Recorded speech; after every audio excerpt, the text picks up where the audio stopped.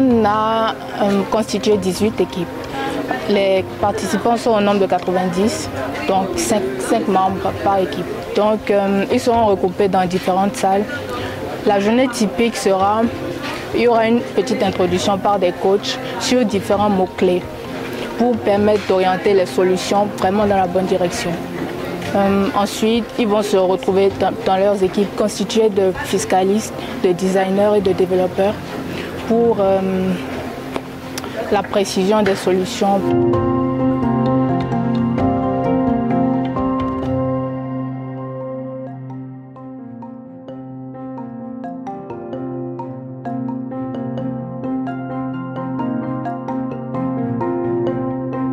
Moi, mon rôle à travers cet événement, c'est de permettre à chacune des équipes d'avoir accès aux informations techniques qu'il faut et aussi aux ressources et aussi leur permettre de pouvoir poser leurs questions. S'ils ont des problèmes sur le plan technique, c'est à moi de pouvoir leur apporter des solutions, leur proposer des apports de solutions pour qu'à la fin, ils puissent produire des solutions, des prototypes de qualité qui pourront faire de ce hackathon une véritable réussite tant pour les équipes qui l'ont mis en place que pour la DGI et SMA City.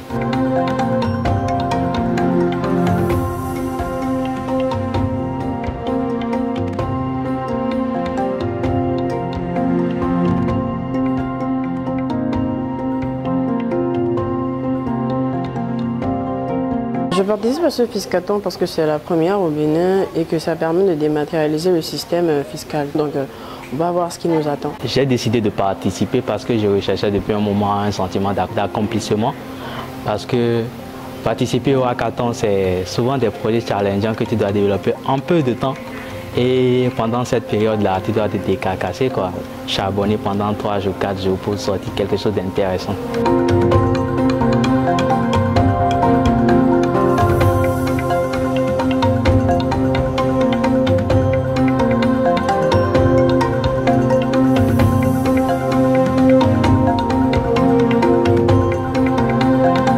Permettre à ce que les contribuables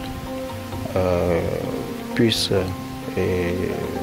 délivrer les factures normalisées en mode asynchrone avec leur smartphone par exemple.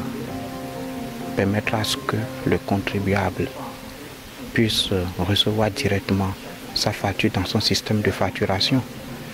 Plus besoin de lui délivrer un papier. Vous voyez, donc c'est un mécanisme que nous envisageons mettre en place pour que tous les acteurs soient impliqués du début jusqu'à la fin et qu'on soit sûr que l'information est partagée dans tous les systèmes. Nous voulons mettre à la disposition de ces personnes-là, de ces structures-là, un système de simulation où en renseignant leur domaine d'activité, leur chiffre d'affaires et d'autres paramètres, le système leur affiche les différents types d'impôts à payer. Et pour finir, c'est que nous voulons impliquer, alors impacter la couche de contribuables qui payent la TPS foraine.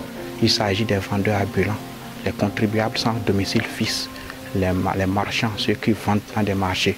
Alors aujourd'hui, nous voulons permettre à ce que ceux-là même quel que soit leur niveau d'alphabétisation, qu'ils soient capables de payer les impôts.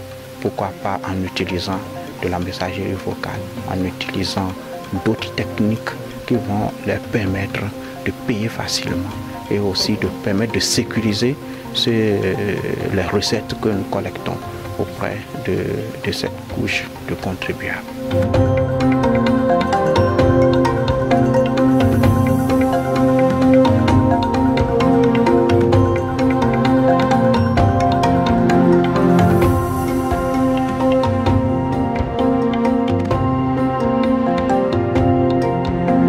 Au soir de cette aventure, selon les 3 différents thèmes, nous aurons 3 équipes gagnantes. Il y aura un jury qui délibérera et choisira les différentes solutions fiables sur les 18 solutions qui seront proposées.